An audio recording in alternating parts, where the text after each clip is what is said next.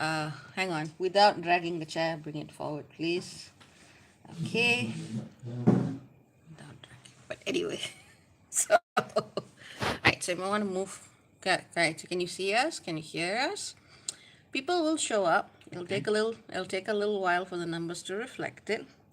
Okay. So let me just check on my computer to see if we are up and running. And if we are, we can get started. So let's give us a sec. Give us a sec. Oh, we see one person. All right. Can someone say something? See if that's working. Okay, Samir. Hello. Hello. Hello, Samir. Hello, Michi. Okay, good to see people. Excellent, excellent. Okay, so, all right. Excellent. Hello, I am. Nice to see all of you. Nice to see all of you. Let's give everyone a minute before we start this sibling special. Okay, we got Ash, we got Star. Okay, good to see everyone. Excellent, excellent. Just giving everybody a minute and then we can get into the topic. Hello, Adrienne. Hello, Batwoman. Hello, Sheena. Hello. My brother made a special effort. Shaved. It's true. It's true. It's true. I just like that. But it's You true. can get away with it. Yeah. Okay, greetings, greetings. Okay, let's get into the topic. We've got a good little crowd, 12 people for now, but I'm sure the numbers will go up. That's what tends to happen. So today, hello, very good to see you. Okay, so today we are going to be talking about trauma. Now, before talking about anything, trauma is something that requires us that we are claiming to provide. And we are also not claiming to be authorities on that subject just because there are so many different types of trauma and there's so many different ways that they can be addressed at differing levels of intensity. So that is something that also needs to be said because trauma is such a buzzword, it's such a catchphrase. Anybody is, I see the numbers are going, but it's very important that when we do talk about it, we also recognize that there is actually an established body of literature, of therapeutic approaches, which one can actually access to get more information. So having said that, let's get to the topic. Let's get to the topic. You understand how are we going to do this thing? Let's see. Talk about what trauma, the types of trauma. You remember reading out the list just now? Yeah. Yeah, just so people can actually find out, hey, do I have this trauma? You need to move You closer. are okay. Do I have this trauma? Yeah. And because that's the weird thing, right? Sometimes you're not aware that you have a trauma that is affecting your life.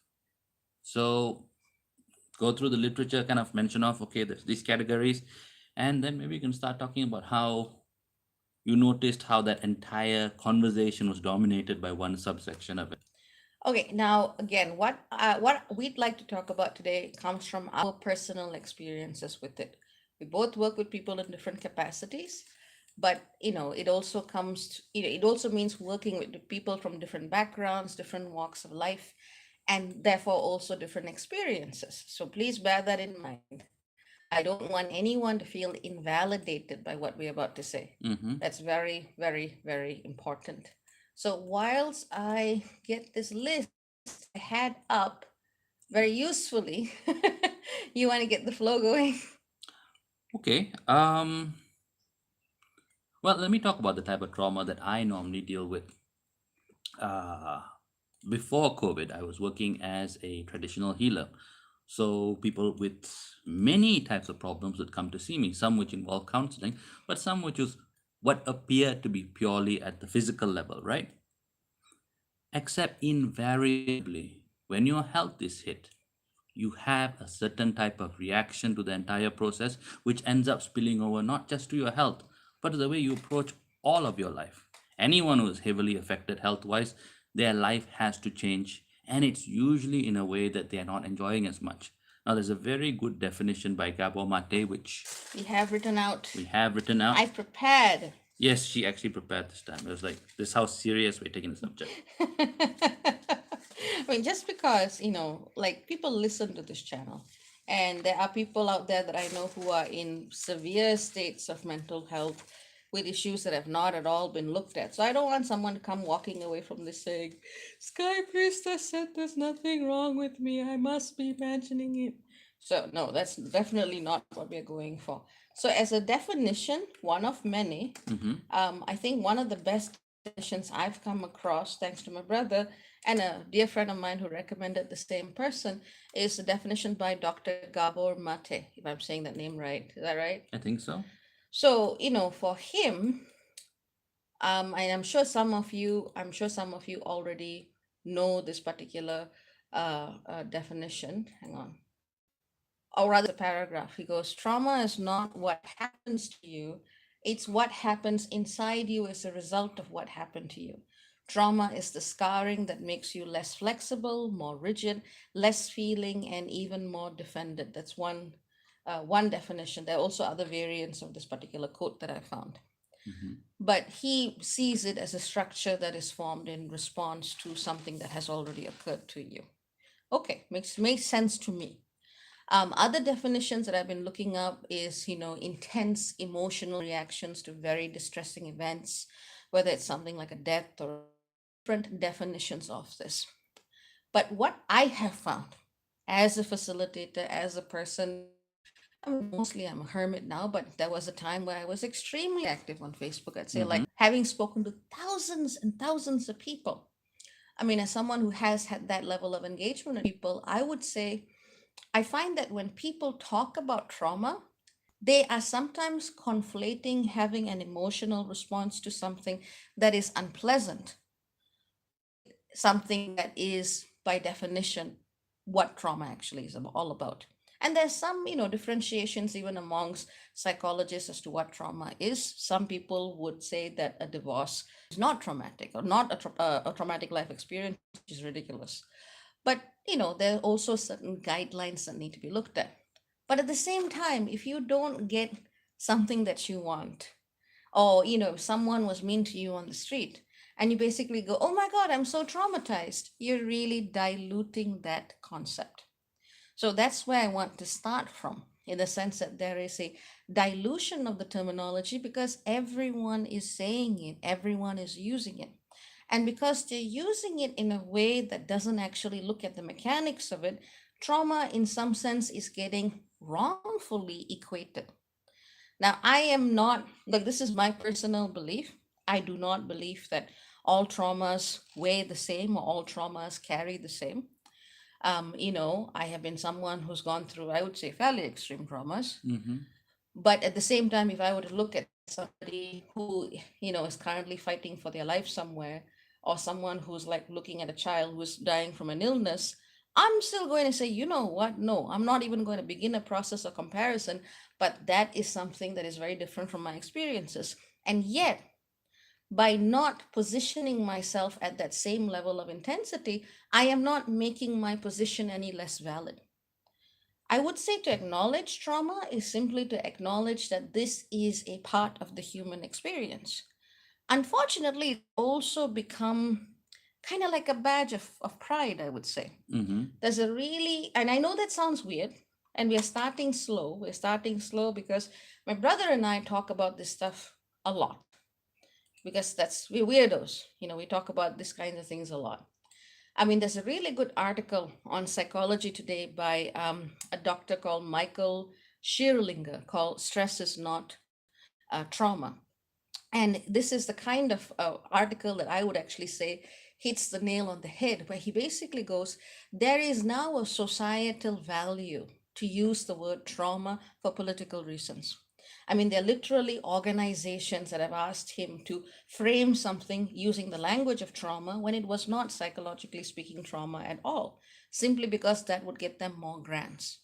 In the same way, in a societal and interpersonal sense, we've begun to put so much value on trauma that when someone says, I'm traumatized, everyone is expected to drop their shit and suddenly create space and give them the centrality of that experience. And that also creates problems because whilst that's a very noble thing to do, that in itself has become a strategy that co-ops resources and time from people who have been traumatized as well, but who have not had the privilege to learn the lingo or the jargon that allows them to take space in that way. And I know it's not a very popular opinion, but it's certainly something I have seen through so very many interactions. Mm-hmm. The concept of trauma is to help a person recognize what is happening. It is ideally not meant to be used as a different token in the currency of power play. And that's an abuse of the concept. I think I'm jumping ahead from what we had prepared, but you wanna jump in there? Vi earlier mentioned Carolyn Miss, right? And Carolyn Miss has a concept called Woundology, which she illustrates very well. In the book, a group was asking, "Hey, can you help us out on Thursday?" And the person was asked, like, "No, I have my group for survivors. It is the survivors of this particular type of abuse. I am dedicated to my group. I will never ever put anything else above it." And she walks away. And the guys who are asking her for help were like, "Okay, cool. I would have accepted a no." You know, it does not have to play a central part in your identity. That's one. And two, you also don't need to use it to make other people feel bad. Exactly.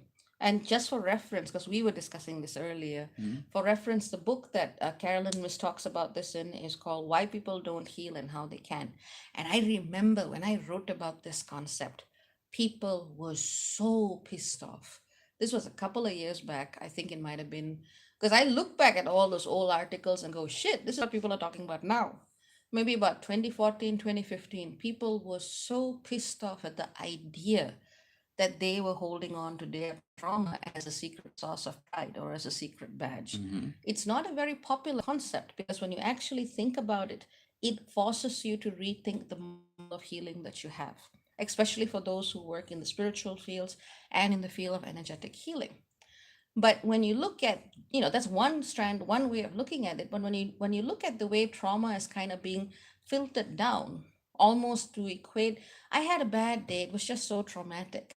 It's just like, what does the word even mean anymore? You know? Mhm. You if you take it at face value, it means it was not just bad. You were literally re-traumatized, and that's not often true for most people. Hmm. And you have to look back at your own type of experiences. I won't say that people aren't re-traumatized daily, but the people who do are not so blasé about it. When you suffer the effects of trauma, well, panic attacks, bad health, uh, disassociation, all these Numbness. things, numbness Hmm. is a part of that process. And I'm not saying it's a great thing, it's a part of that process, but these are the hallmarks of trauma. Not everyone suffer it. Some people experience everything very internally, but there is a certain type of blaseness, kind of like this is now the cool. You know how nihilism was cool in the 90s? Mm, Yeah, now it's kind of everybody is traumatized. yeah. And you have values of trauma which give you different types of social coolness level. And that's it's kind of horrifying. It's performative.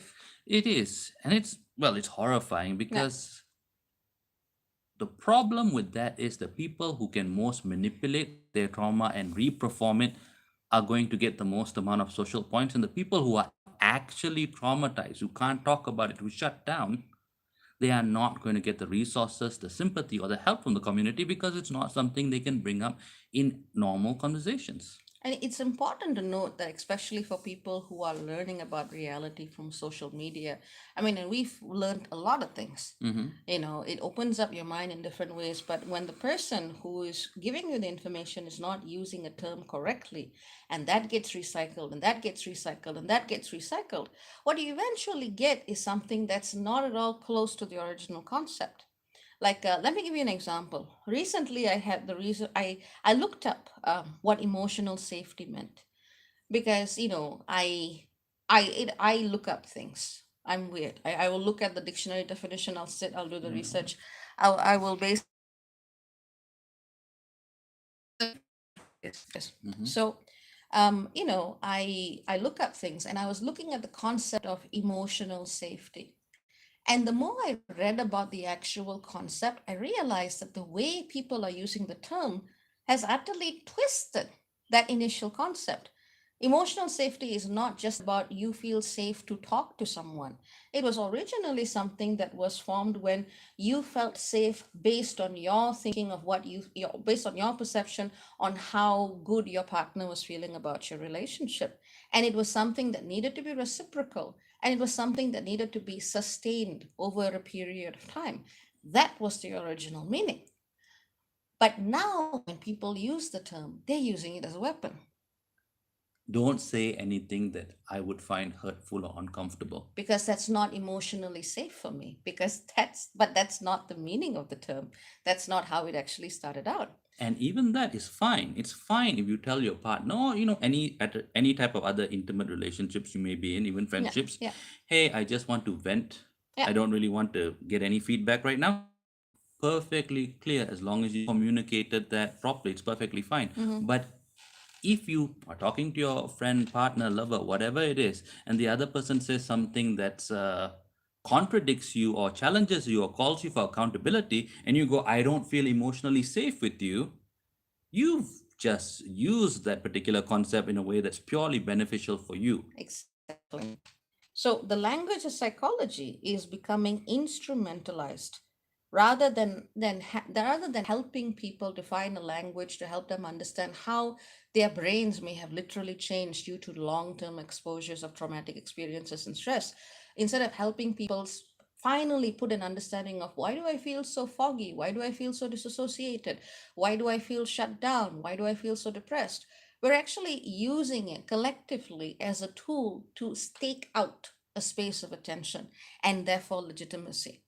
So, this was actually something I came across when I was doing my PhD. And if you recall, it was very much about performances in Parliament. And this is literally a technique called taking center stage. So when one group has more access to resources, is for some reason seen as having a more valid or legitimate voice. If it has access to resources, if it's already seen as more important than others, it occupies the space of attention.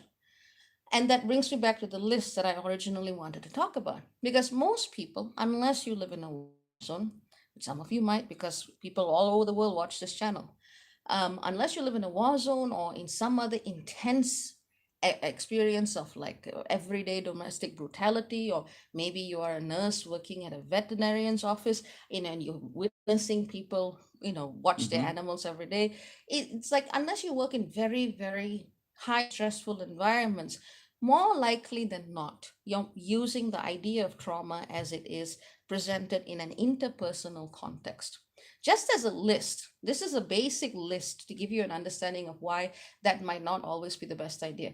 As a basic list of the different types of trauma, there's bullying, there's community violence, there's complex trauma, disasters, early childhood trauma, intimate partner violence, medical trauma, physical abuse, refugee trauma, sexual abuse, sex trafficking, terrorism and violence, traumatic grief. That's a very short list. And these are all not the same thing. I mean, when I work with clients, and I have worked with thousands of people by this point, I find that there are certain clients that I'll get on with really, really well. And very often, these are people who, oddly enough, have, or maybe not that odd if you think about it, these are people who are refugees. These are people who have been involved in sex trafficking. These are people who may have even been forced to participate in cults as children. These are people who have gone through unimaginable levels of violence in their life. And I go, okay, what's the issue? What do we need to talk about? We have a very focused discussion on what needs to be changed or what needs to be addressed. You can tell they're carrying the weight of a lot of things, but at the same time, we're able to have that conversation without me needing to walk on eggshells. Whereas when I speak to people who are very much saturated in the way social media describes trauma, the expectation is for me to make them feel good and hold their hand While also facilitating. while also facilitating. And I'm basically like, please, you were supposed to read Sorry. certain documents before booking. Ah. I don't do that. And there are people who, some people will like that and some people will not. And the numbers are falling. The numbers are falling. That's fine. It's funny. To But want to to go ahead. want to face your trauma both for yourself and for other people Mm-hmm. is one of the hardest things that can be done. Yeah. And sometimes it's about accepting that while my trauma is valid, Mm-hmm. there are people who have had a lot more, and that is a pretty big piece of insight. So that's not going to be Phone. okay for everyone. My phone agrees. Sorry. I guess it's disagreement. Can you Yes, please put that on silent? It's sure. probably quite loud. My apologies. You should be apologizing. But anyway. I'm a terrible person. But so Hmm. for me, looking at people, it's not like I'm going to tell something to someone to make them feel bad. It's going to be like, yes, but this is my role. I'm not a psychologist, and this is not my job, and I've made it very clear this is not my job. So when someone comes to me and they want me to tiptoe around what it is that the issue is, it doesn't work. And it's very clear that I'm not going to jump through those hoops for them. And I've never made those claims. But the expectation is because they carry the badge of trauma, I need to change who I am and what I do. And I just go, no, you can find somebody else. And I think that's also very, very important. See, I work very often, the people who end up coming to me because they know the vibe I carry. Like I said, I work with a lot of people who are refugees, people who have endured unimaginable abominations in their life. And it's not a case of who has the better trauma or who has the worst trauma. It is that expectation of, because I'm wounded, you're going to be nice to me. And I don't think that's what this is about. I know when we recognize that someone has pain, I think as a human gesture, one needs to look at, okay, don't be an asshole.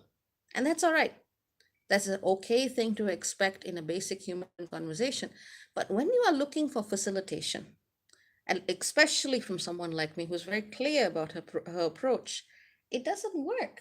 It's like, why are you even coming here? I don't get it. You want your hand held, go somewhere else. It's that simple. But at the same time, when people are willing to drop that expectation from me, then the magic happens. And they kind of go, oh my God, I had all of this stuff I didn't even know I had. Just because when someone finds a narrative of trauma, they latch on to it very, very hard. But my job is not about reinforcing narratives.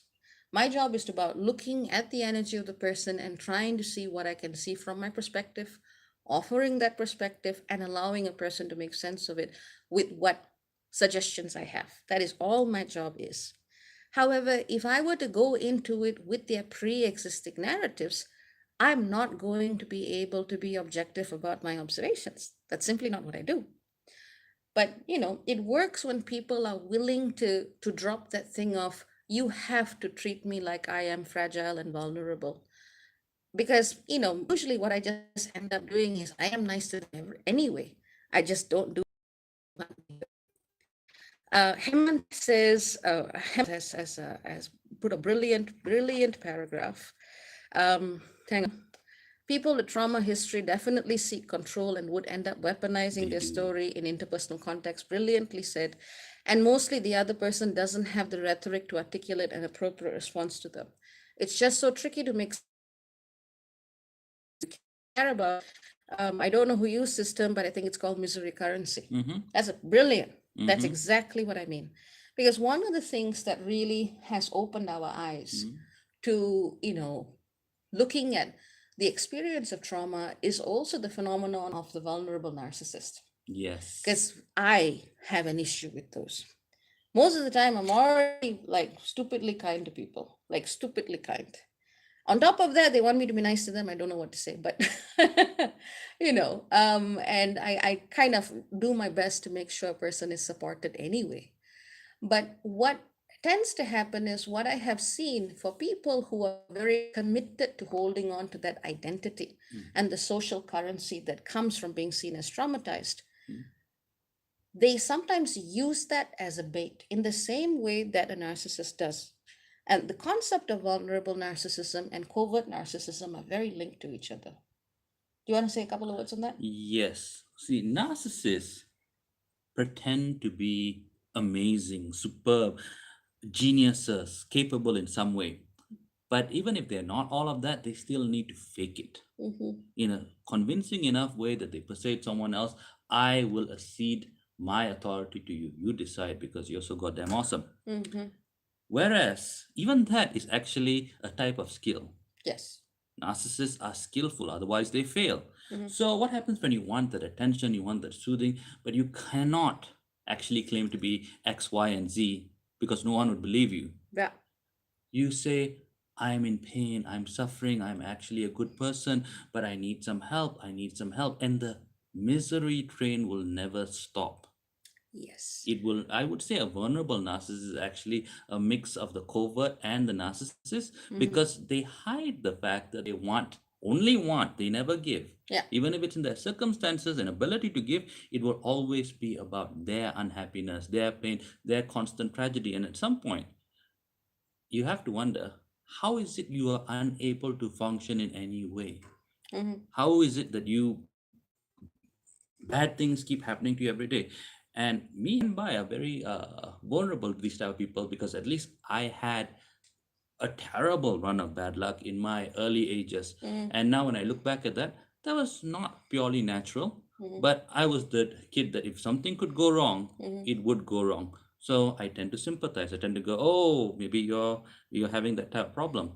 But it's that lack of ever giving anything back. Exactly. You know? Yeah, then they use the same language that people are using right now to say, I'm traumatized, treat me different, treat me special, I need to be held. So, this is the point that we were trying to get to. It's kind of like, okay, I understand, even a person like that is experiencing trauma. But how do you actually process trauma without weaponizing it? Without using it against another person. Because when you use trauma in a way to create more harm to someone else, either by depleting them or by making them your caretaker or by forcing someone to diminish their personality so they are on eggshells around you, that is carrying on that cycle of trauma. So the question that we built up slow because we wanted to get to this point. The question is, how do you actually work with trauma without falling into any of those categories? Safety. Okay, what do you I mean by would say safety? safety.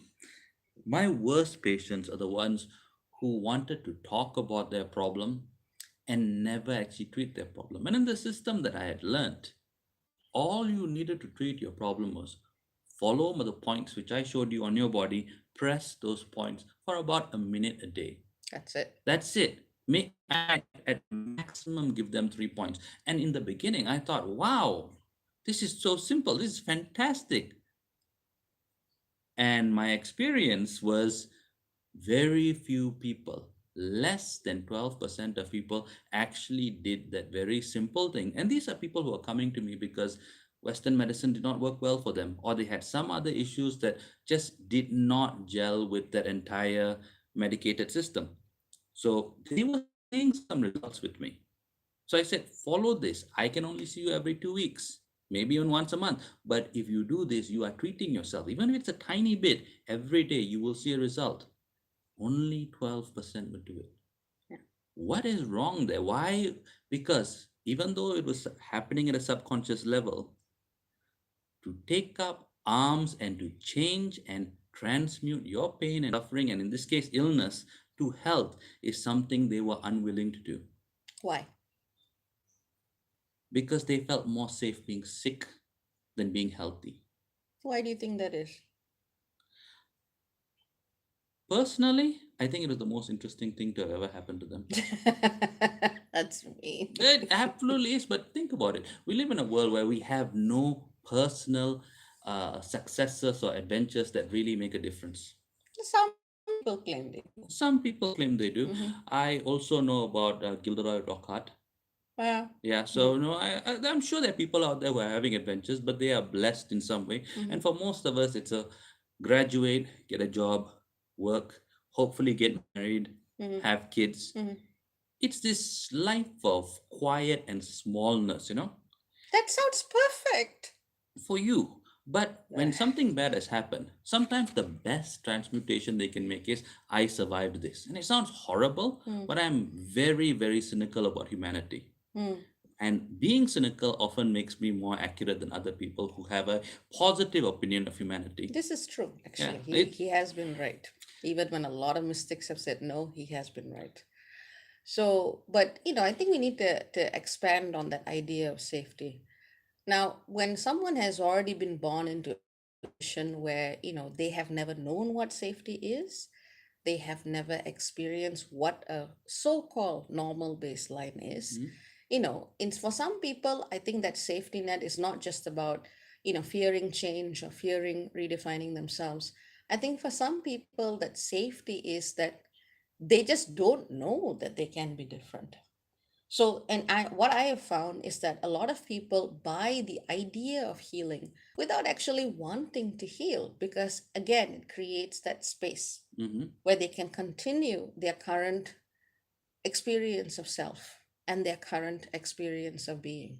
Mhm. I mean, and for me, I think the big change happened when I was in my late 20s, going through God knows what trauma. We don't need, it's not a pissing match. We don't need to talk about it unless I want to, which I don't.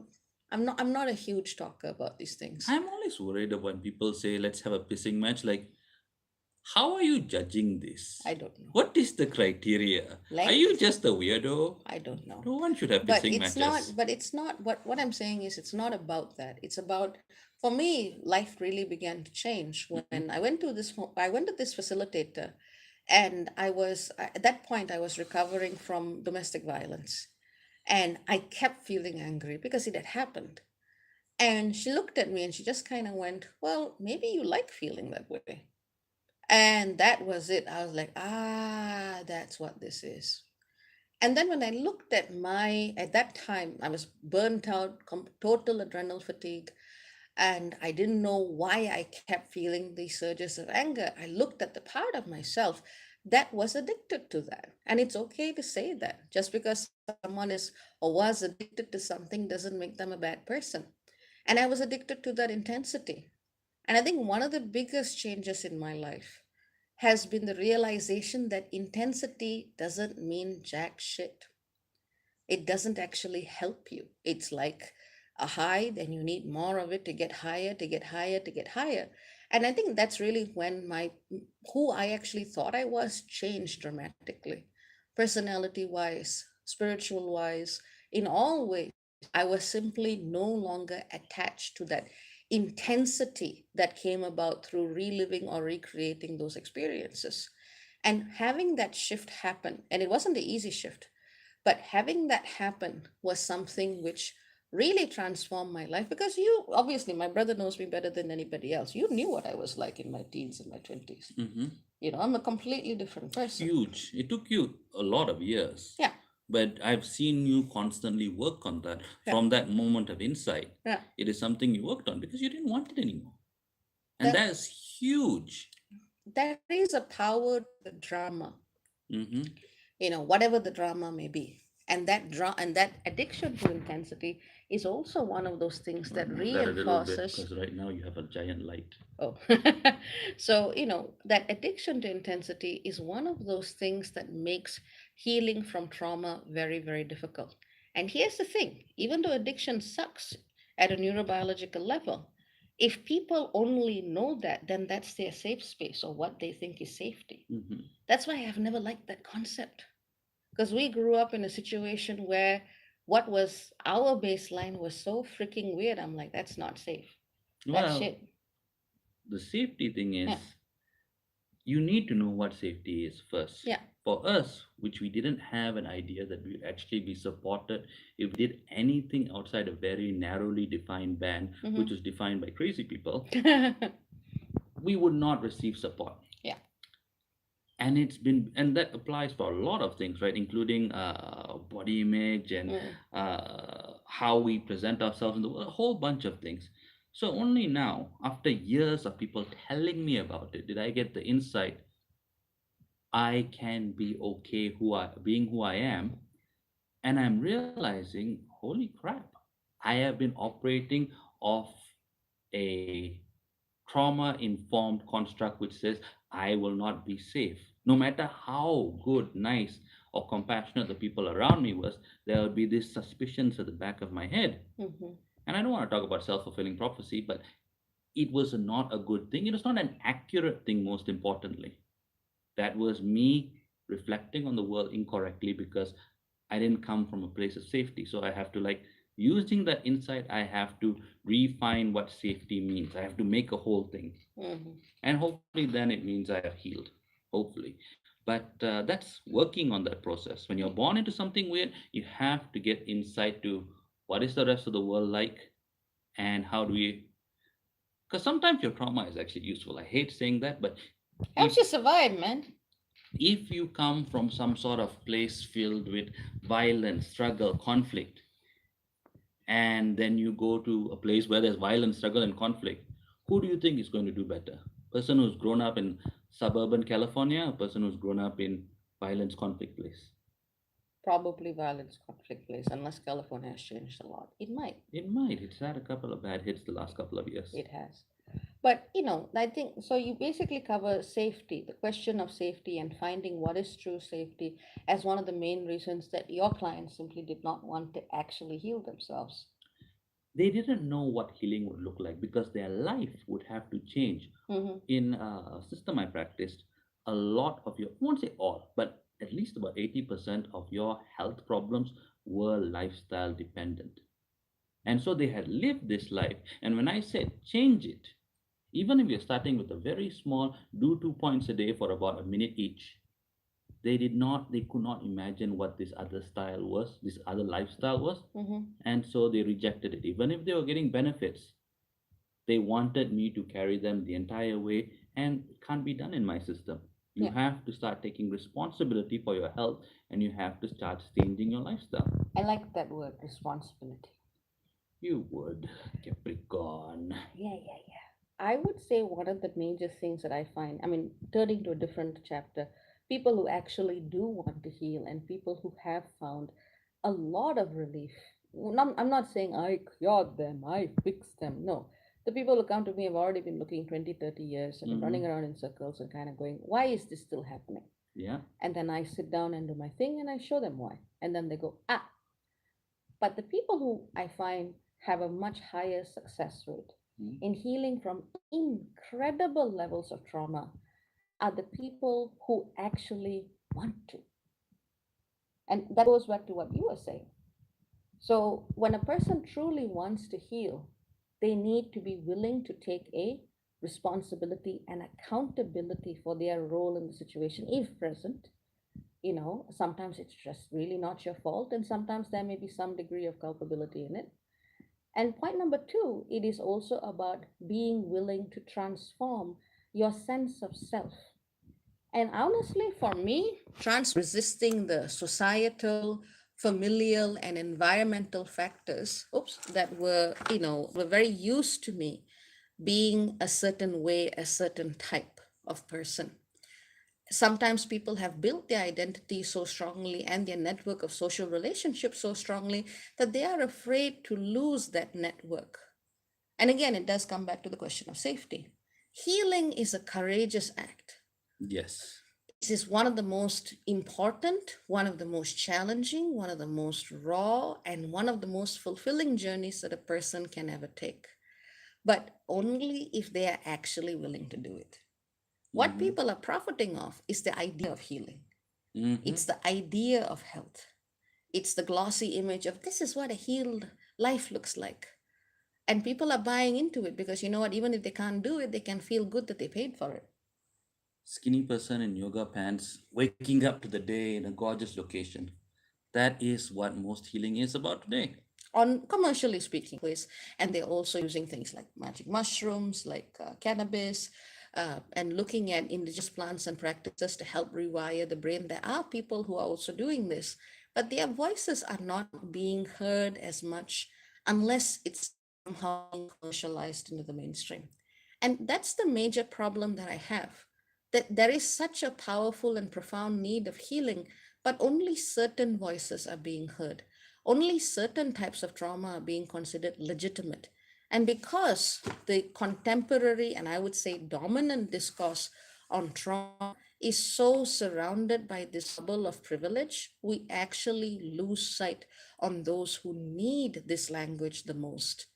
I mean, I'm always very aware of this. Shit has happened in our lives. Mm-hmm. Shit has happened in our lives, but that doesn't mean that when I go into a space, whether it's a conversation, whether it's a group, I'm going to say my experience matters more than anybody else's, means your mode of engagement.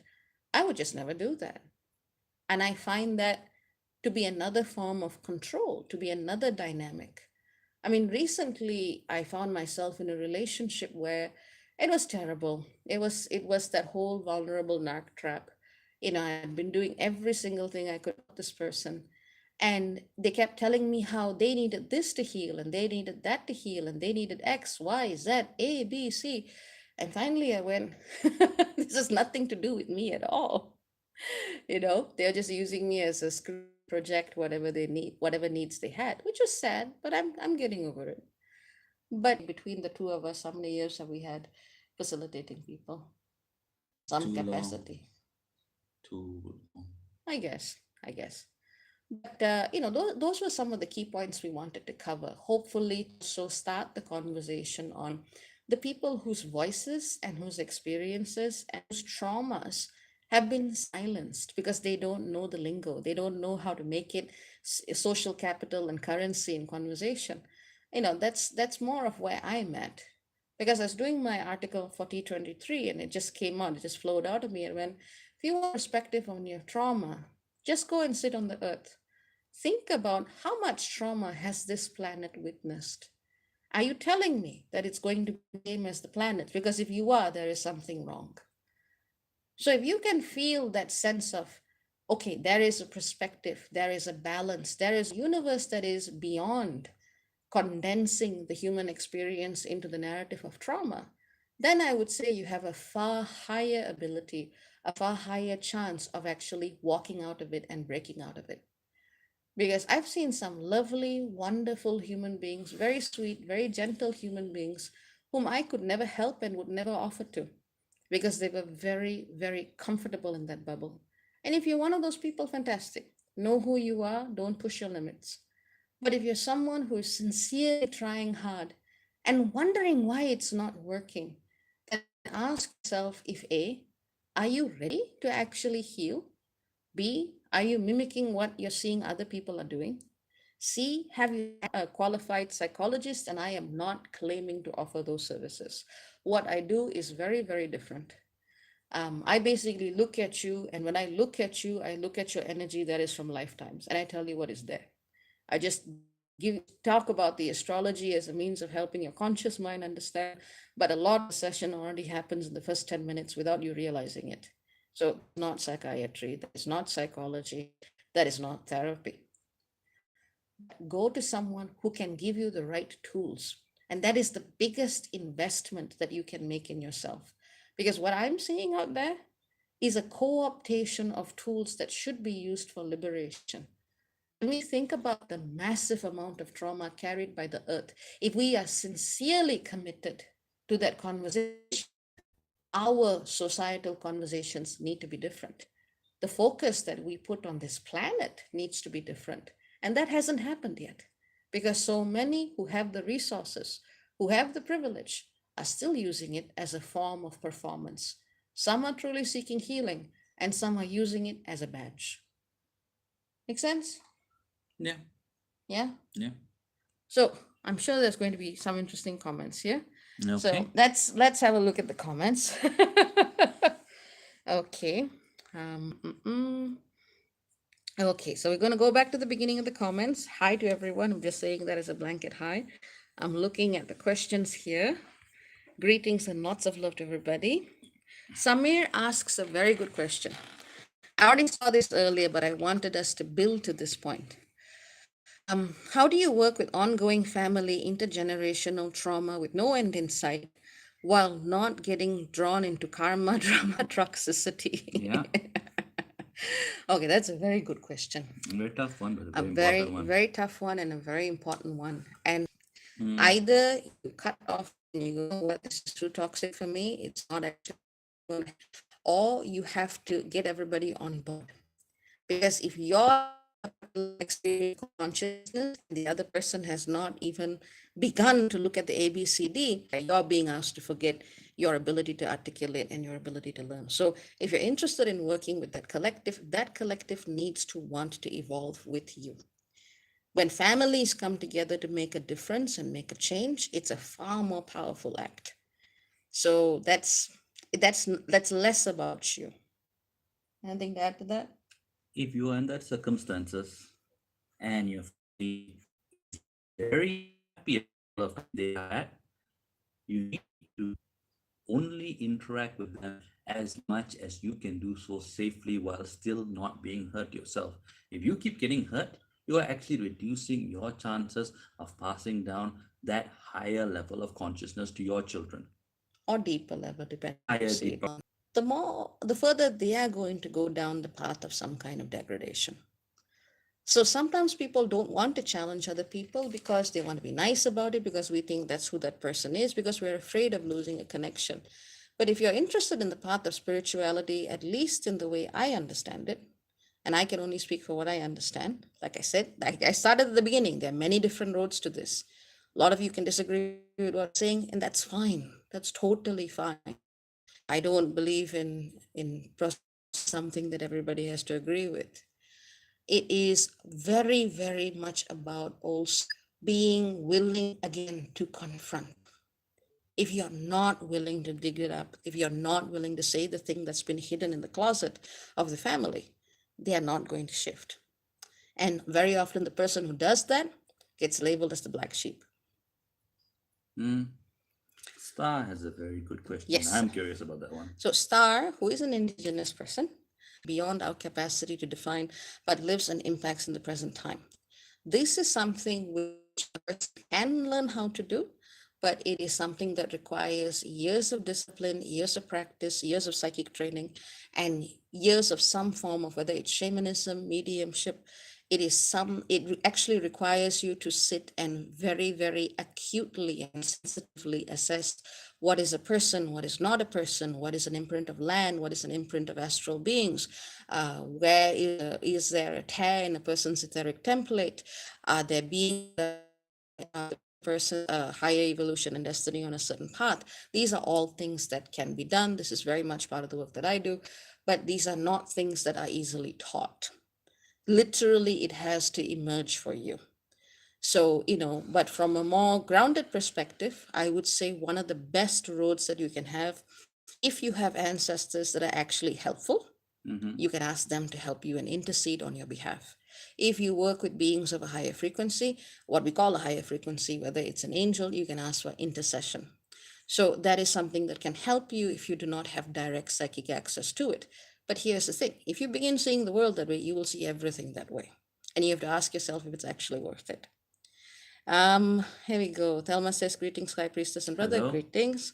Tree Essence, this is so needed. Thank you for speaking to this. I've experienced having my own trauma exploited by others to boost their business of healing. That is tragic. That is sad. That makes me feel angry on your behalf. Yes. But that is also what is happening. Business. There are some people out there who are doing the deep work, who are wanting people to heal. And then there are others who want to keep people broken so they can keep fixing them. So, but that is part and parcel of the cycle.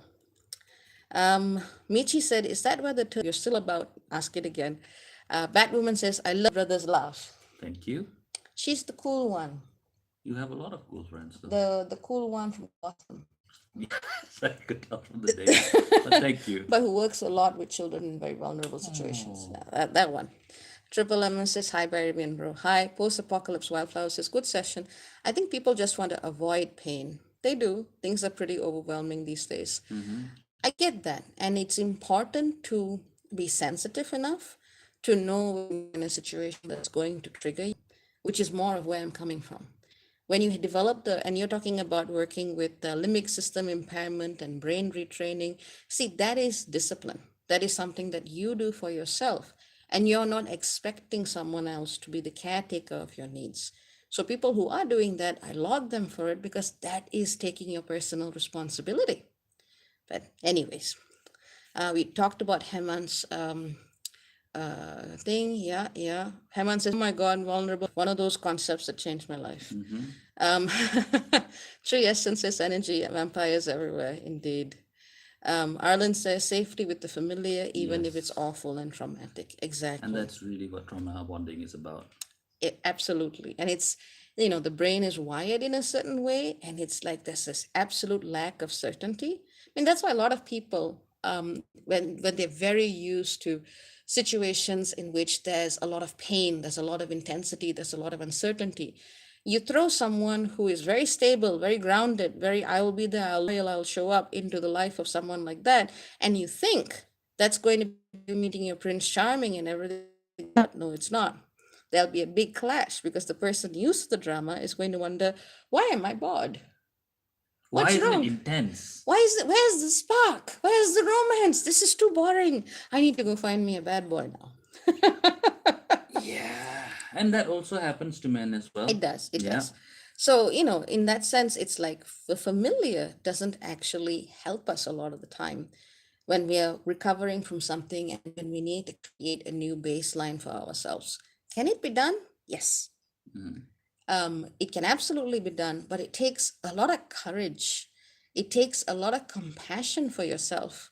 And it also takes the courage to realize that the world is not going to fix you. You have to create a space for yourself, and ideally a space that doesn't come at the expense of someone who probably never did anything to you to begin with. I would go so far as to say the world does not want you to be fixed because you are more profitable when you are broken.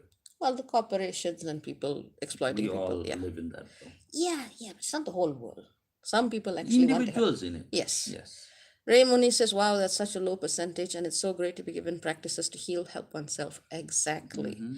The people who are drawn to me, I mean, I know that a lot of you are already very focused on it. So some of you may be thinking, how dare she say this? I have been focused on my healing for a long time. I get it. But try to understand that we're also trying to address a more general audience because trauma shouldn't be a new badge, it shouldn't be a fad. That's the way it's being used, and I don't like it. There we go. Angela says, "TY for sharing that information, brother. That's exactly what I experienced in a relationship with someone for a few years back near 2012. And I'm still struggling to forgive myself for allowing it." Understood. That was a tough time. Here we go. Batwoman is a really good phrase. It is constant work. I became my trauma and poured it out on other people to get rid of it, but that was harming others and could not go on, but someone had to point it out. Beautiful. That is exactly a kind of awareness, responsibility, and accountability that a person needs to have when they are trying to heal themselves in a way that doesn't damage others. You know, in that sense, am I an emotionally safe space for people to talk to? No, because I will tell them this is where you've contributed to the situation. This is what you need to do. This is not going to make you feel good. So no, in that sense, I'm not going to make you feel good, but I will tell you this is what needs to happen for a change. And unfortunately, people don't always want that, even though they say they do. Is one of the biggest challenges I found in working with initially when I started out. I realized that everyone wanted to talk about doing the shadow work because it sounded so sexy. When it actually got down to it, it was, no, no, I don't really want to do this. I just want you to tell me how I'm special. No, that's not what we do here. Tree Essence says, "Feels so foreign and confusing that the comfort of what I know is what I revert to without always realizing. I think for me, it takes many times of revisiting the idea of the new way. Shit. What a lot of people don't understand is curiosity is literally a repackaging of your willingness to be uncomfortable. When we are curious, we are accepting that we will have little amounts of discomfort, but we will find what's good in it. We are able to sit with it and go, hey, this isn't all that bad. And sometimes we have to go back to something times, but that's okay. We just need to be curious in such a way that it no longer perpetuates or prolongs our trauma, just enough to be like, okay, this practice seems kind of cool. I'll try it. Yeah. I mean, and sometimes a person is carrying so much of trauma that they freeze up when they are trying something new. You know, they may really need some help getting that change going. But being willing to make the change is the prerequisite for that to happen. Because if you are willing, like truly willing to say, I'm going to let go of it, when you're willing to do that, miracles can happen. That's the way we would see it. Let's see what else. Um, Kathy Cal says, I also think you need to hit rock bottom like an alcoholic. You have to realize that you are damaging yourself by staying in traumatic situations. You really can be wired for trauma. See, the people in my field get it. The most of them would have already done this, but like I said, we're doing this for our Mm-hmm. general audience. Mm-hmm. But they really get it because that's also it. Sometimes when at some point that crash is going to happen. At some point, if you keep going on that roller coaster of intensity, something is going to go. Yeah. And that's when you really look around and go, shit. So that's also very true. Um, we Stomfeld, which says, this is why I like hanging out with lesbians. They're good at making elders. Once you grow past something, you become a community authority on that and help the baby gays along. Oh, Cosmic Kestrel says gratitude. We Stomfeld, which is batty chittering about seizing the means of production. I like it. Ray Oni says, I've been amazingly surprised at how easy it is to hide from oneself. Yeah, definitely have to want the healing to succeed. Absolutely. Triple M says it's a hard position to take. I'm assuming you mean the idea that a lot of people don't actually want to heal. It is, but it's also true. It's not that they don't want to heal. Not at this. We're talking about the subconscious level. Here. Yeah. But when you go down deeper, and trauma has kind of locked them into that space of don't trust anything new. They don't have any space for curiosity. Let me just keep perpetuating exactly what I'm doing and hope that God saves me through a miracle. Yeah. That has nothing to do with what I do. And it is sad, but that is the reason why we have facilitation. Yeah. Someone from the outside gives you that little bit of insight that you need. Hey, what you have right now is not you. It is not your heart, not your brain, not your.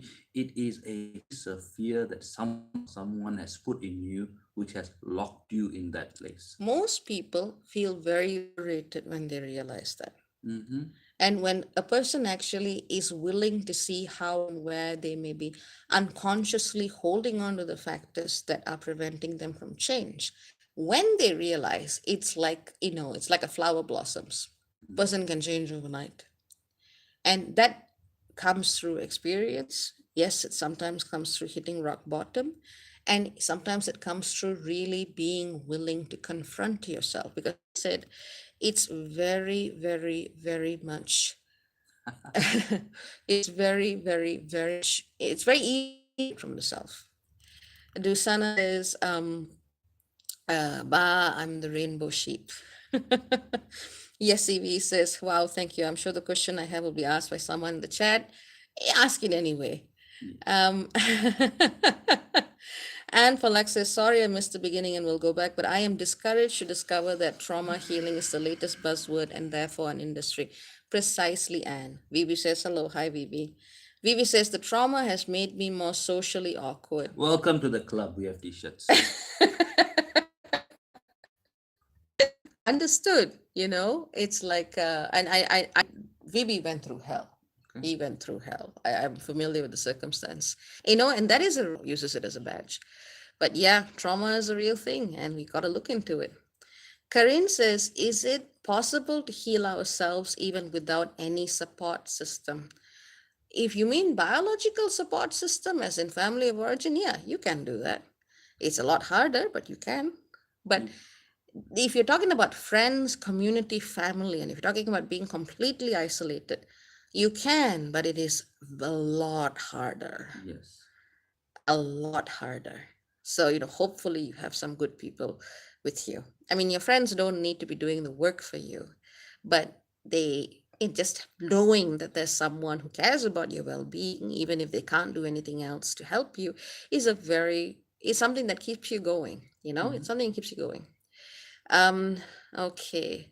Dusana asks, a pattern I've noticed, the resistance to trauma work is correlated with the size of the attachment has to the trauma as part of their identity. Yeah, it's pretty much what we're saying.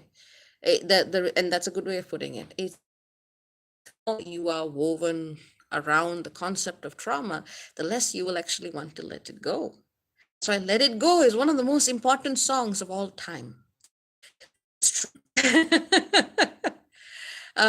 Yes, he says, lol, it was the first question in regards to family trauma. um, let's see. Ireland says the commodification of idealized New Age healing feels very toxic positivity. Agreed. Toxic femininity, spiritual bypassing, smotherer instead of deep shadow mother. Precisely. Well put. Dusana said, saying that as someone with ACE of 10. What is ACE? Ace.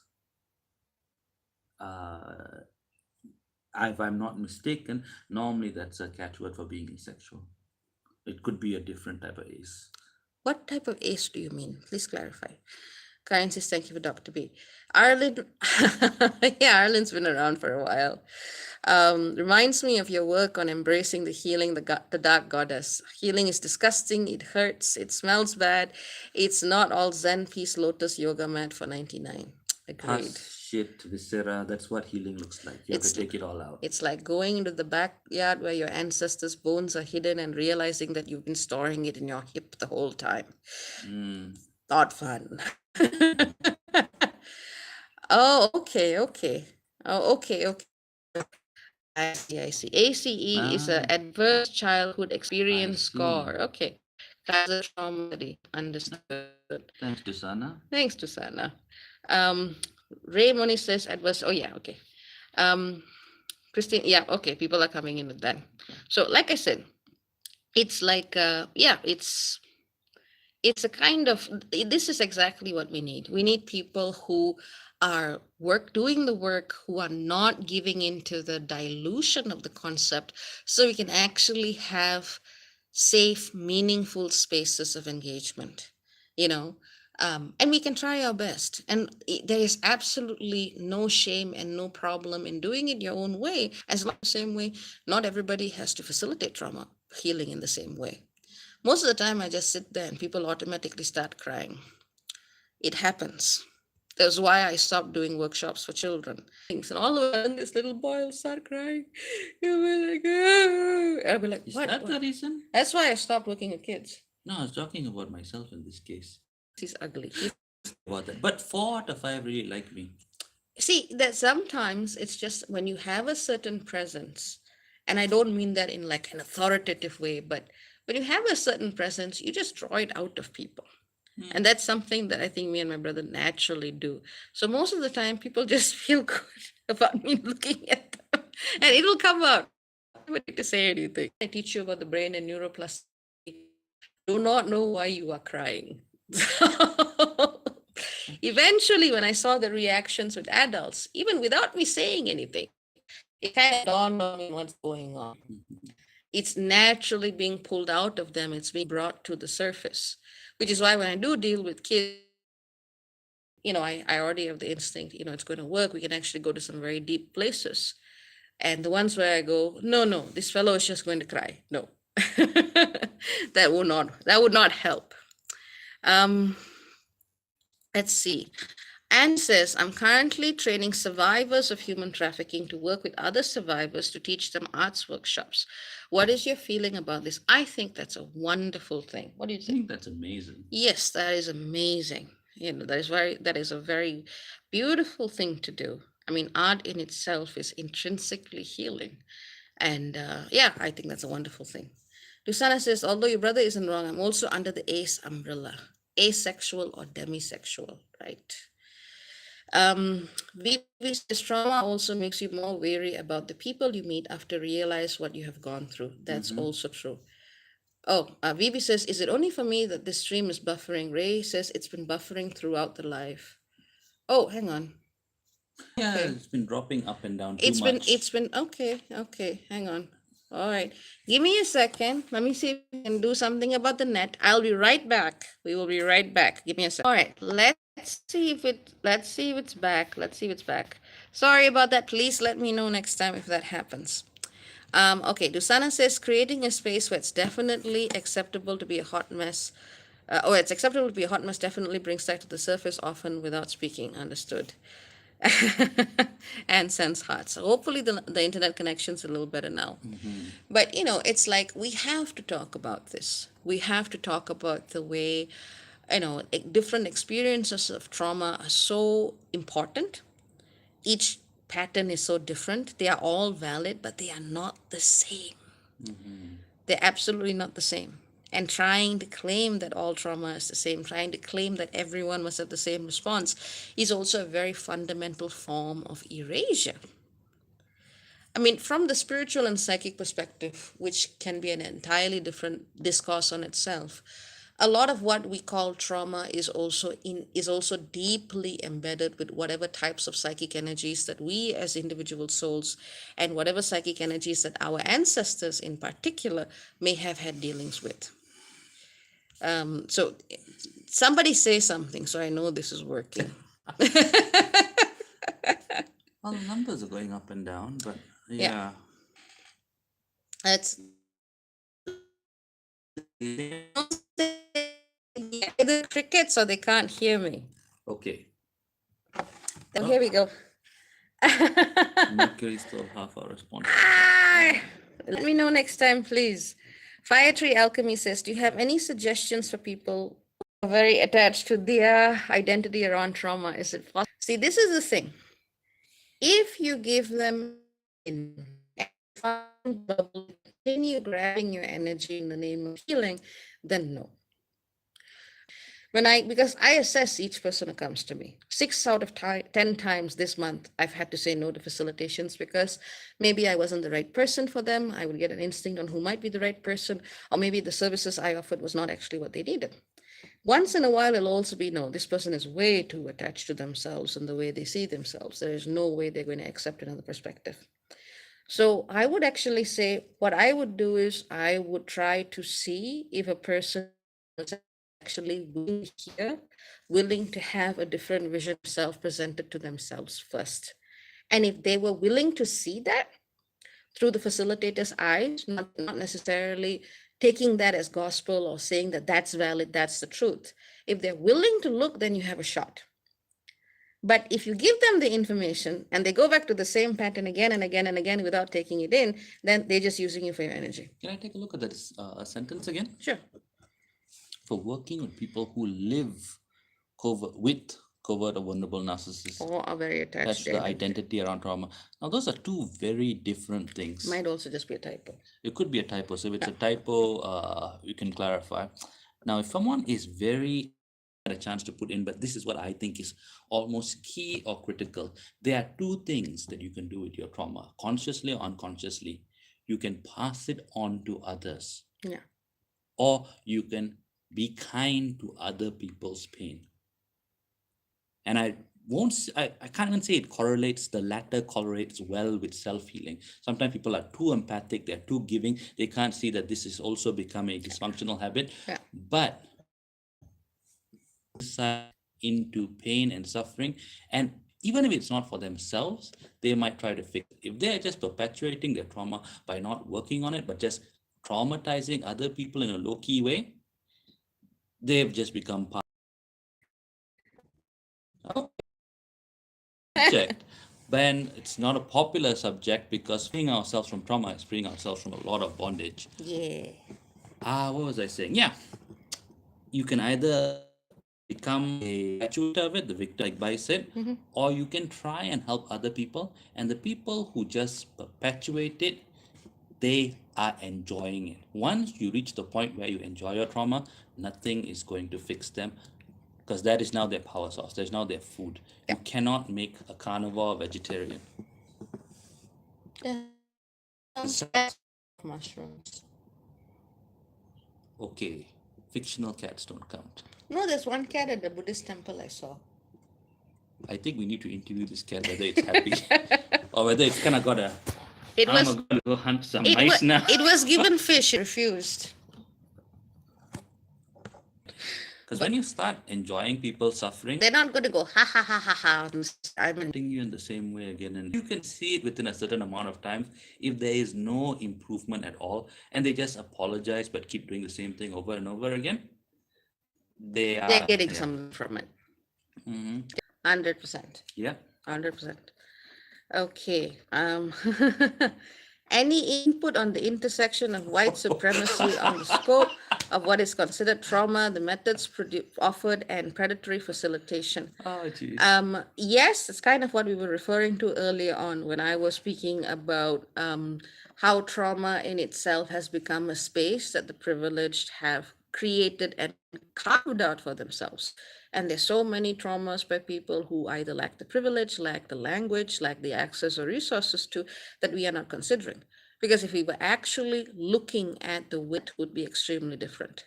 So, I that what you are identifying is pretty much the same thing. There's a certain bubble that says Charles says not sure my comments are going to streaming is rough. No, I really have no idea what's going With on. the high speed come through. I think so, yeah. It says successfully Okay. activated. So, this is a murky, a different version of them and their openness to shifting. Yes. I would say the other person can be helped if they're even open. Right. Mm. I'm so sorry that the light is terrible. But in any ways, um, mm, mm, mm. Ah, that's unfortunate. Yeah. Mercury retrograde is really, faffing this up. That or the subject matter. And exists without violence. It is inherently predatory and traumatizing perpetually. Agreed. V Stormfeld, which does the buy finger guns at the internet router and hope it works. Well, what we can do is I did think about doing this for some reason. Now I know why. What we can do is we can pre-record a conversation on the basis of okay. You missed the audio, right? You don't miss the audio. All of this, like I said, we took this one slow instead of just ramming into it. So what we can do, we can try to look at everything again and maybe just do a recording of the two of us. Also in response to the Q&As. We'll see if we can do that. Oh dear. Tusana says Mercury ate most of your response about white supremacy and trauma. Sad. Are we saying Mercury is white? It literally is silverish. We Stamfeld, which says, okay, funny though, the buffering could be due to sharks nibbling on under ocean internet cables. The trauma industry paid them, of course. Hey, sharks are cool, okay? Sharks are legit cool. Ray Mooney says it's just slow. Trust me, we can probably start talking about our cats and it'll be fine. This happens the moment we get somewhere good. But anyway, I think we should round it up because I don't want people to be too frustrated. Repeat, frustrated, not the same as traumatized. I don't want people to be too frustrated with the internet connection.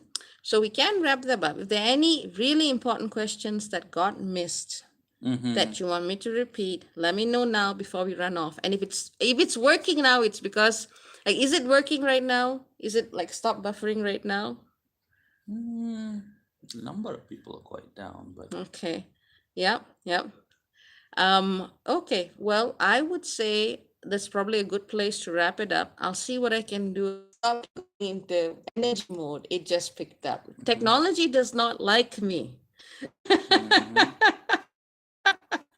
Here we go. Technology does not like me. Arlen says, wondering about how this topic, literally, I just let go for a second and then it started working. It's not my fault. It's just the way the internet goes. It does not like my work a lot of the times. Ireland says, wondering about how this topic will be influenced by Scorpio Taurus nodes this year. A lot of people are going to be holding on to that shit like it's gold.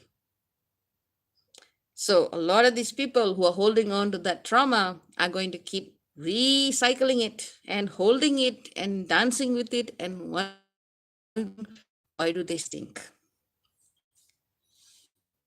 That's what a lot is. That's how the best. Yeah. Okay. Yes, Evie says, can you elaborate more on family trauma if you decide to do another video?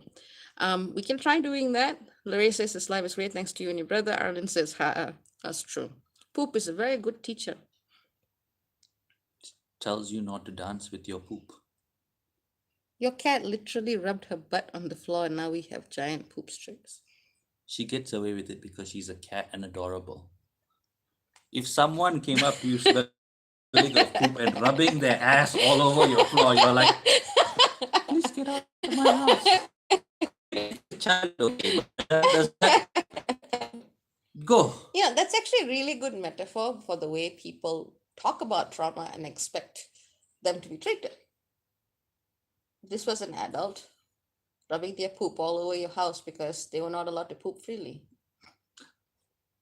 Get off of. Now it works fine. Now it works fine. You're too intense. This is why I wanted you for the life. Your job is to lighten things up. I did. I made many jokes.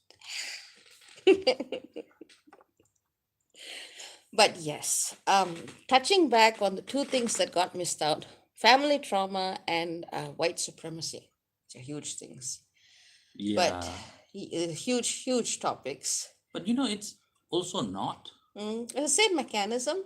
It's just applied instead of to individuals. One is applied to the family, and another one is applied to entire civilizations. And both of the time, they try to make sure that the people who are getting, well, to use our recent joke, shat on, are quiet about it until they grow up, and then they go and shit on their kids or the same I'm group. trying not to get super intense so that the internet doesn't die. We respect your violence. To sort of say, seriously, a great analogy for handling your shit. You can thank Lucky Cat for that. Lucky Cat always inspires, even when she's not around. Yes, she does. She does. So, but family trauma, I'd say the mechanisms are very similar. One of the major things that I learned when I was doing research on the womb is that so much of the pattern of trauma is actually carried out, and you kind of already have your biological responses hardwired for the world before you even come out. It Mm-hmm. starts with the womb. Mm-hmm. And that doesn't mean to say it's mommy's fault. Mommy is interacting with whatever is in her environment. So if the particular mixture of chemicals in her womb is something that actually teaches the child that adrenaline and intensity are normal, that is what the baby is going to look for. So it starts foundationally at that level. The moment we start taking form in this world, we are already interacting. We are already listening. We are already hearing. We are understanding and looking at how a mother's blood pressure changes in response to certain environments, certain smells, certain foods, certain voices, certain temperatures. Because that, Starvation. yeah, and starvation. If your grandmother was starved of food for long periods of time, you likely will have a hard time losing weight because your body has been trained. No, we must take every bit of food we eat and make it fat because once again the English shall be after us. Hmm. Did you read that in a study somewhere? Actually, I've read the information in a study, but someone made a very good joke about it. Fair enough. Hopefully, it was not a white person. That would have been bad. The joke? Yeah. It was a self-referential joke. They were probably Okay. like Dutch or something. Fair enough. So, the first thing is the womb. Moment gestation happens, that baby is already getting programmed. The second part is, of course, early childhood, because that's when one major period of neural development. I'm trying not to get too intense, so I'm not looking at the camera. Um, but that's when there's a very, very big period of neural development and core memories take place.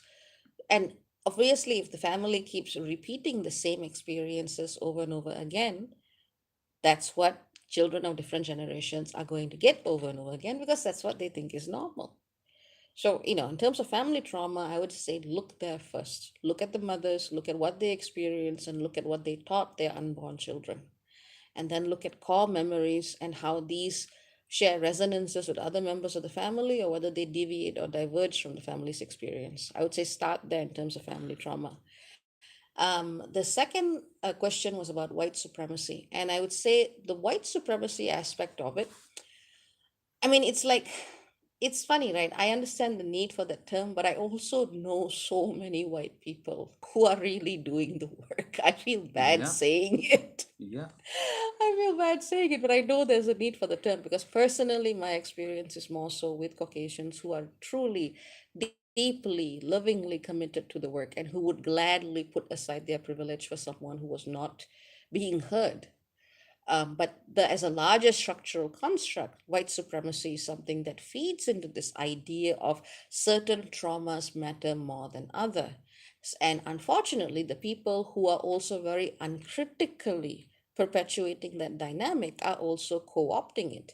Because the people who are really not heard at all are the ones who are going through existential horrors, existential suffering every day.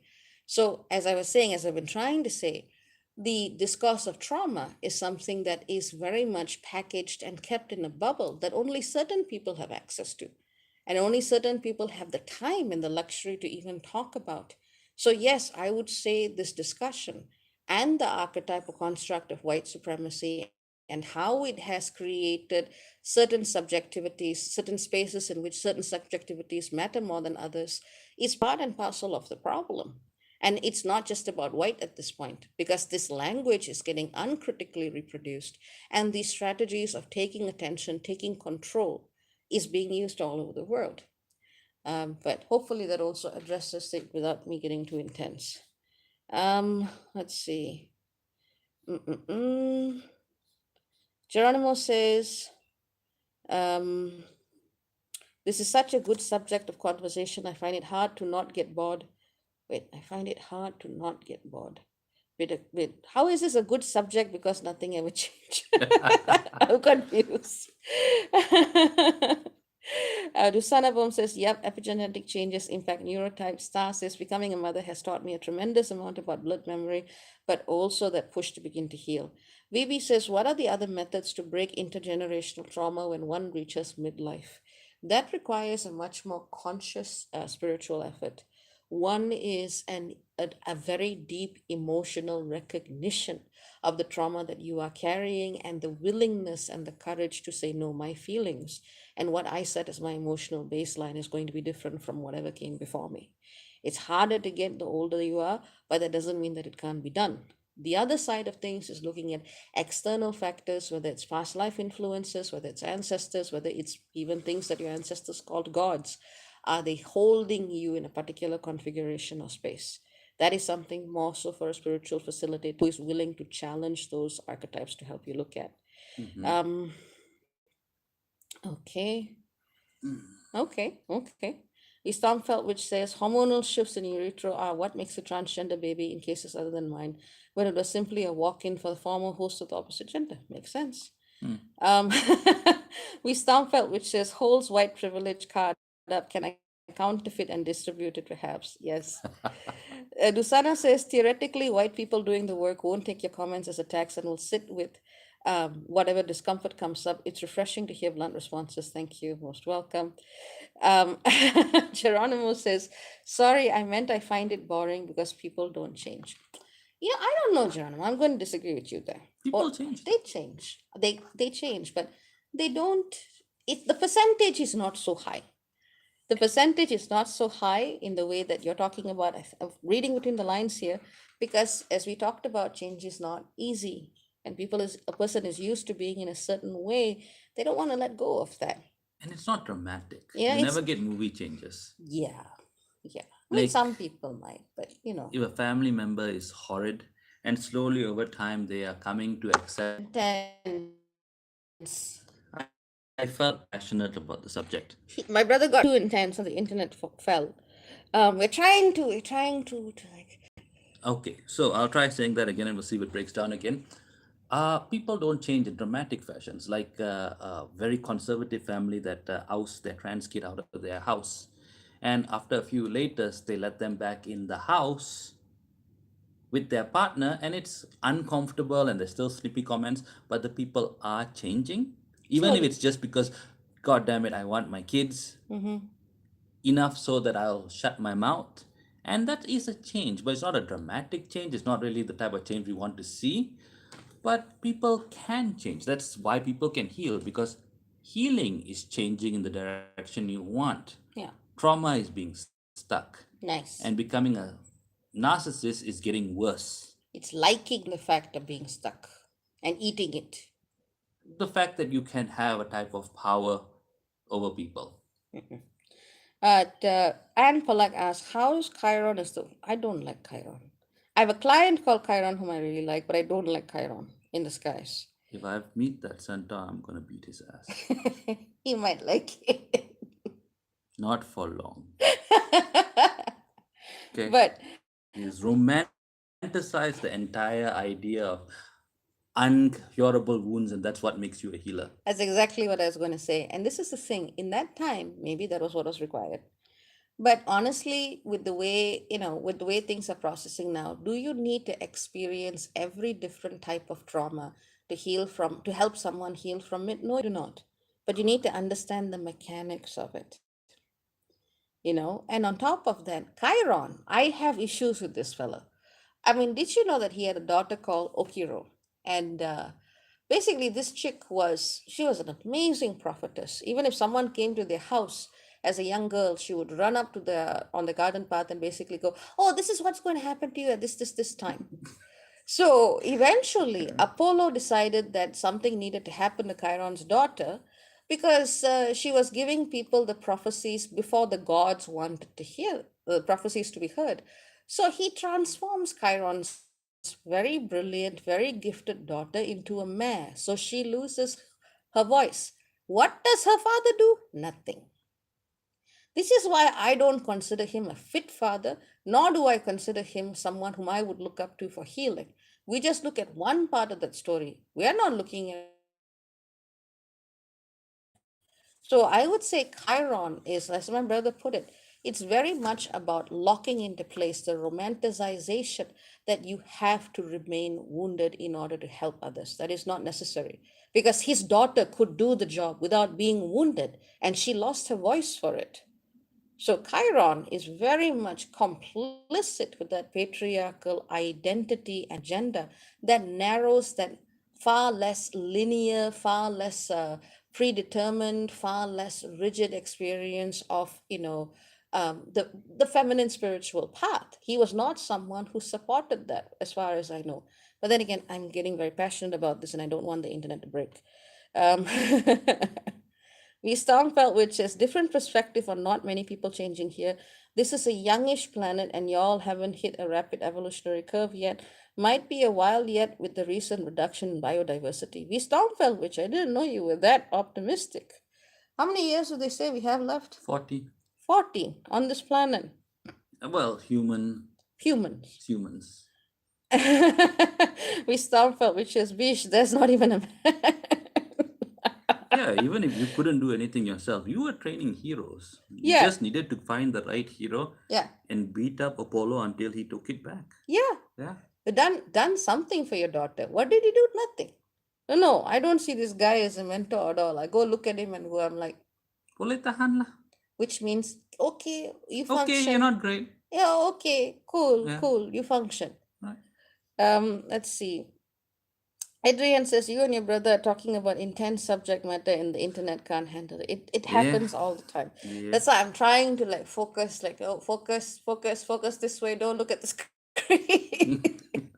It seems to be working a little bit. It's true. We've had less buffering problems. Well, less buffering Oh problems. my god, the internet is trying to silence your voice. I know. Yeah. It's bad. But anyway, I manage despite it. So it's like, yeah, come on, man. You should have left the job to your daughter. She probably would have helped a lot of people get out of weird ass traps the God set for them. But And if you felt like you couldn't fight Apollo, maybe you should have told your daughter, you're doing a very important thing, but you have to be discreet about it because the gods are assholes. That's if you are not strong, okay, that's fine. It's very hard to fight gods. Tell your daughter to be circumspect. That is a valuable skill for a woman, a powerful woman to have in a patriarchy. The warriors can come later. But you cannot do both. What the bloody hell are you doing calling yourself a father for? yeah, we have very strong views on this. But yes, so I don't, I look at that and I go, yeah, okay, that's nice. But how are you actually in your house? I mean, honestly speaking, if I were to really think about it, he sounds a bit like a communal narc. But Chiron? yeah, could be, but not Hard to enough, tell. not enough data. He did some good things. He did. Yes. But yeah, I think that's a good place. I think we've covered a lot of things. Mhm. Despite the buffering, people have endured, and hopefully, people who are looking for different perspectives can listen to our perspective, and even if they get triggered, hopefully they won't try to bleed all over us. What is that quote that you like? Both of us like that quote. If you don't do the work of healing, you will bleed all over the people who didn't cut you. Yes, Something like that. that's a very good quote. I mean, it's like it's such a sensitive topic. I get it. Absolutely, I get it. And there is a reason why I'm talking about this now, which will be revealed the closer we get to the full moon. But what we need to be doing collectively is we need to be ripping the band aid off the, how do I put it? The unspoken idea that trauma can only be one thing in one way and there's only one response to it. It doesn't work that way. But anyways, having said all of that, oh, here we go. Sheena says it's almost as if Chiron accepts being Hmm. wounded in able to maintain stability. Who does he actually sacrifice himself for to save? Ultimately, it's Prometheus, I believe. Does Chiron I, say Prometheus? he gives up his immortality, I believe. I think it's for Prometheus. So wait, he was supposed to have died. That's a lich. I don't know. Okay, But but he, okay. whatever. He could go save Prometheus, couldn't go and save his own daughter. But yeah, we have issues with this story. But Yeah. but Protect your kids. exactly. I mean, if you're looking for healers in astrology, I mean, also look up the asteroid Asclepius, Hygeia. Those are two very good, very, very good things. There's also Chiron's wife, Chariklo, but then I would ask the same question: what was this woman doing? Why did she not protect the child? There are other bodies that you can also look at. Tusana says Chiron is a lich. Wow. Yeah, yeah. But I would say that's probably a good space to wrap up. Mhm. We'll, like I said, we'll try to. Grace goes that Chiron sucks. He does. He really does. So everyone is like, Chiron, the great beauty of healing. And I'm like, irresponsible father. But yeah. Congruency. You got to be congruent. Yeah, there's no point of talking about how you're healing everybody else when you can't even stick up for the people who are in your circle of family. If you can't do that, what are you doing? Adrian says, thank you for your time, guys. Most welcome. Thank Aaron you. says, thank you both so very deeply for the sibling special. Have a blessed day. Grace says, we need a Doc B and Bro Mythbuster series. So, okay, basically, lots of appreciation. I'm glad. I'm glad. And I'm so glad this is being taken in the right way. At least in the way that I hoped it would be taken.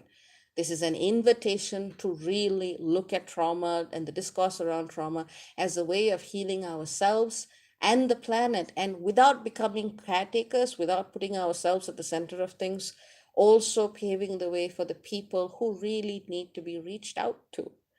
Um, uh, V. Stormfeld, which says, I love how Dr. V's R rolls contain all the salt to a thousand oceans. Nice. I like that. That's poetry. That's what. Thank you. Thank you. I really like that. Fire Alchemy says, thank you so much. I really enjoyed it as it is so relevant in these times. Believe me, my Hmm? friends, this is going to be a very relevant discussion as we head towards the full moon. Things are terrible and are going to get worse. This is how she's preparing. That's not, no, It no, is. no, no. It's about, if we have the language and if we have the tools. Okay. That legit. Got the language and the tools. Yo, any, mean. Karen says, thank you, Dr. B and Brother Faye Wisdom. Can you please remind me of your brother's name? Mahawin. Mahawin. But yes, there's going to be a lot of intensity coming up with the full moon. That's why I'm talking about this now. So think about it, be prepared, and the more you actually let yourself feel without straitjacketing yourself into an idea of what trauma is, the more graceful you will be in navigating the upcoming alignment. So, having said that, take care. Very many blessings. Everyone's laughing at me now because of you. Big brother represent. He's That's a what we do. monkey in Chinese astrology. This is Oh. why. And I'm a tiger. This is why. This is why. Thank you. Well, I'm very glad everyone enjoyed it. Hopefully it'll change the discourse a little bit.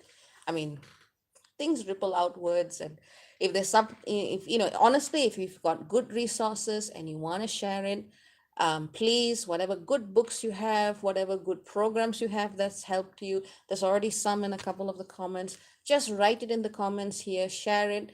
I can't vouch for what anybody is sharing, but people can explore and find their own way. Okay. um